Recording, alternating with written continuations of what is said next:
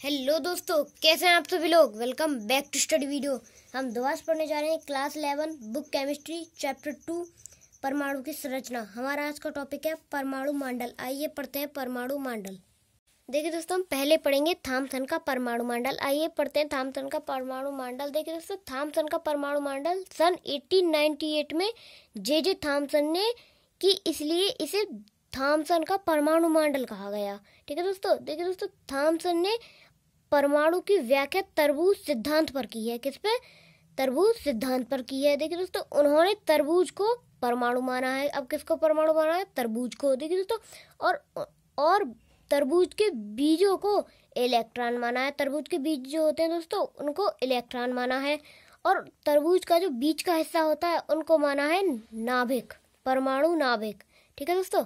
देखिए दोस्तों, अब हम आपको डायग्राम बना के दिखाते हैं।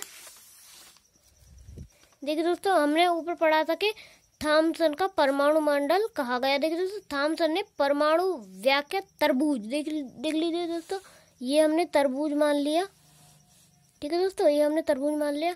अब ये ऊपर हमने पढ़ा था कि उन्होंने तरबूज के बीजों को इलेक्ट्रॉन, देख लीजिए दोस्तों, अब इन्होंने इन्हें इलेक्ट्रॉन माना था। ठीक है दोस्तों।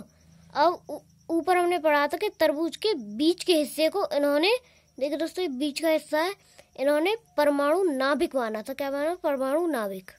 आई होप आपको समझ में आ गया होगा। अगला है हमारा रदरफोर्ड का परमाणु मंडल। रदरफोर्ड का परमाणु मंडल सन 1911 में अर्नेस्ट रदरफोर्ड ने की, इसलिए इसे रदरफोर्ड का परमाणु मंडल कहा गया। रदरफोर्ड ने बताया कि किसी परमाणु के केंद्र में न्यूट्रॉन और प्रोटॉन दोनों होते हैं, जिसे नाभिक कहते हैं, और ये धनात्मक होता है। परमाणु में इलेक्ट्रॉन बाहरी क्षेत्र में चक्कर लगाता रहता है, और परमाणु में इलेक्ट्रॉन प्रोटॉन बराबर होते हैं। देखिए दोस्तों, जितने इलेक्ट्रॉन होते हैं उतने ही प्रोटॉन होते हैं, इसीलिए परमाणु उदासीन होता है। देखिए दोस्तों, उदासीन इसलिए होता है क्योंकि इलेक्ट्रॉन माइनस होता है और प्रोटॉन प्लस होता है। देखिए दोस्तों, जिस प्रकार नाभिक के चारों तरफ इलेक्ट्रॉन चक्कर काटते हैं, और जैसे सूर्य के चारों तरफ ग्रह चक्कर काटते हैं। देखिए दोस्तों, ये हमारा नाभिक हो गया। देखिए दोस्तों, ये हमारा नाभिक हो गया, और ये इलेक्ट्रॉन इसके चारों तरफ चक्कर काटते हैं। देखिए दोस्तों, अगर ये सूर्य हो गया और इसके जैसे चारों तरफ वो ग्रह चक्कर काटते हैं, इसलिए इसे सौरमंडल भी कहा जाता है। देखिए दोस्तों, रदरफोर्ड का जो परमाणु मंडल है उसमें कुछ कमियां भी हैं, और वो कमियां ये रही। देखिए दोस्तों, फर्स्ट कमी है हमारी, विद्युत क्षेत्र में कोई आवेशित कण मैक्सवेल के सिद्धांत के अनुसार चक्कर काटता है तो उसकी ऊर्जा विकृत खर्च होगी।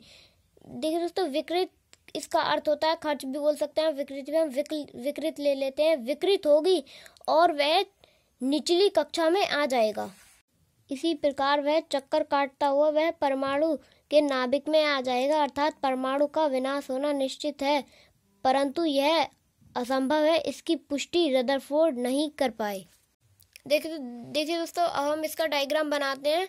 देखिए दोस्तों, ये है हमारा नाभिक, और इसके चारों तरफ हमारा इलेक्ट्रॉन चक्कर काटता रहता है, और ये अपनी ऊर्जा खर्च करके निचली कक्षा में आता रहता है, और एक दिन ऐसा आएगा कि ये नाभिक में आ जाएगा और परमाणु का विनाश हो जाएगा।